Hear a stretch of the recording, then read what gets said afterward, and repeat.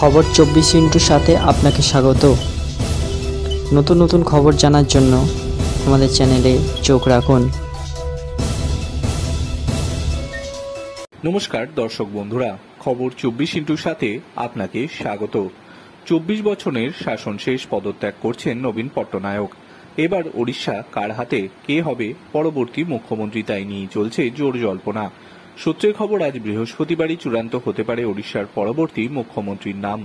সম্ভাব্য তালিকায় রয়েছে বিজেপির একাধিক প্রথম সারির নেতার নাম।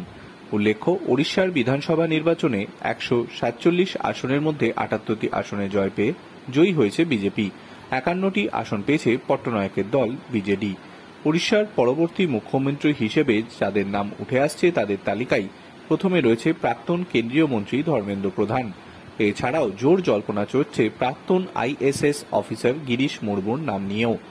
আলোচনা চলছে আরও একগুচ্ছ নাম নিয়েও। বিজেপির রাজ্য সভাপতি মনমোহন সামল জানিয়েছেন, পার্লামেন্টারি বোর্ড চূড়ান্ত সিদ্ধান্ত নেবে। আগামী 10ই জুন শপথ নেবে নয়া মুখ্যমন্ত্রী। ধর্মেন্দ্র প্রধান ছাড়াও আলোচনা চলছে বিজেপির কেন্দ্রীয় সহ সভাপতি বিজয়ন্ত পান্ডাকে নিয়ে। বছর 6 আগে বিজেডি ছেড়ে বিজেপিতে যোগ দিয়েছিলেন তিনি। উঠে আসছে অপরাজিতা সারাঙ্গীর নাম, যিনি ভুবনেশ্বর বিদায়ী সাংসদ।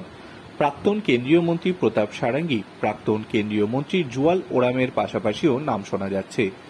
বিজেপি সর্বভারতীয় মুখপাত্র সম্বিত পাত্রের নাম।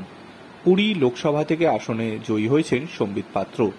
অন্যান্য বিজেপি শাসিত রাজ্যের মতো আঞ্চলিক জাতপাতের সমীকরণের কথা মাথায় রেখে ওড়িশাতেও দুজন উপমুখ্যমন্ত্রী নিয়োগের সম্ভাবনা রয়েছে। আগামী 10ই জুন ওড়িশার নতুন মুখ্যমন্ত্রী শপথ নেবেন। তার আগে আজই বসতে পারে বিজেপির পার্লামেন্টারি বোর্ডের বৈঠক। এই বৈঠকেই চূড়ান্ত হবে মুখ্যমন্ত্রীর নাম। Bureau report.